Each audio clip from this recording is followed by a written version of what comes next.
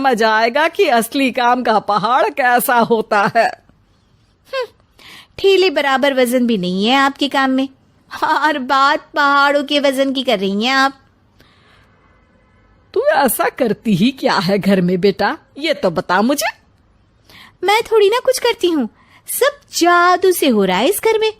अरे एक दिन मेरा काम करोगी तो समझ आएगा। Okay okay shut up. कल से मैं घर के काम करूंगी और तू मेरी जगह हर चीज का हिसाब रखना, ठीक है? ठीक है, ये भी कर लेते हैं। ये सास बहू की डील के बारे में रश्मि के पति अमन को नहीं पता था और ना ही अमन के पिताजी सुरेश जी को। पर गेहूं के साथ साथ जैसे घुन भी पिस जाता है, ये दोनों भी पीसने वाले थे। सुबह अमन उठकर रेडी होता है ऑफिस जाने के लिए, तो पता है उसके कपड़े नहीं निकले हुए हैं। अरे रश्मि, तुमने मेरे कपड़े नहीं निकाले? अपनी माँ से पूछो ना, उन्हीं का काम है ये। अमन अपनी माँ के पास जाता है। अब मेरे कपड़े आज आप देने वाले हो क्या माँ? हाँ, देना तो मुझे ही चाहिए, पर तेरी बहू ने कपड़े धोने ही नहीं डाले, तो कोई भी धुला हुआ कपड़ा नहीं है बेटा। हैं? ऐसा क्यों? कपड़े तो धोने आप ही देते हो ना माँ? अरे बहू ने तुझे बताया नहीं, अब हम अदल बदल गए हैं। मैं अब बहू और तेरी बीवी सास। अमन परेशान हो गया। वो बिना इस्त्री के कपड़े पहनकर ऑफिस चला गया। सरस्वती जी अपने घुटने के दर्द के कारण झुककर घर साफ नहीं कर पा रही थी और ना ही खाना बनाना याद रख पाई। उधर रश्मि पहले ही दिन घर की चाबी घुमा चुकी थी और 300 रुपए का हिसाब अलग नहीं मिल रहा था।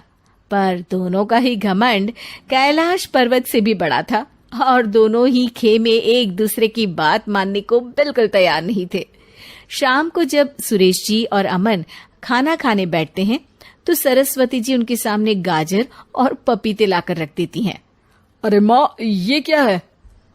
ख्याली पुलाव के साथ सलाद।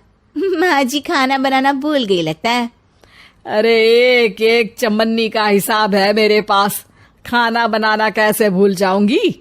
ये तो मैंने पढ़ा था कि फल फ्रूट खाने से सेहत अच्छी रहती है, इसीलिए ये ले एक फल खा ले। रात को सुरेश जी और अमन अपनी मीटिंग बिठाते हैं अकेले में। बाबूजी, इनकी लड़ाई के कारण ना हमें ठीक से खाना मिल रहा है, उल्टा घर के सारे काम रुक गए हैं।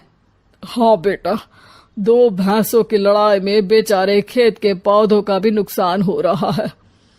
पर पापा, क्या बताऊं आपको, मैंने माँ को इस महीने की 2 तारीख को बिजली के बिल के पैसे दिए थे। आज बिल भरने के लिए मांगने गया तो पता चला कि रश्मि उन पैसों से गैस सिलेंडर ले आई। अच्छा, तो सिलेंडर के पैसों का क्या हुआ? अब सिलेंडर के तो कोई पैसे नहीं थे बाबूजी, हमारे घर पर गैस की पाइपलाइन लगी है ना। बेटा, इन दोनों का कुछ करना पड़ेगा, नहीं तो अपने घमंड के चक्कर में पूरा घर बर्बाद कर डालेंगी ये दोनों। अमन और सुरेश जी काफी सोच विचार के बाद एक निष्कर्ष पर पहुंचते हैं। रात ही को दोनों अपनी पत्नियों की अलमारी से नई साड़ी निकालते हैं और सुबह जब रश्मि और सरस्वती जी उठते हैं तो देखते हैं कि दोनों पति साड़ी पहनकर चढ़ाव पर सब्जियां काट रहे हैं।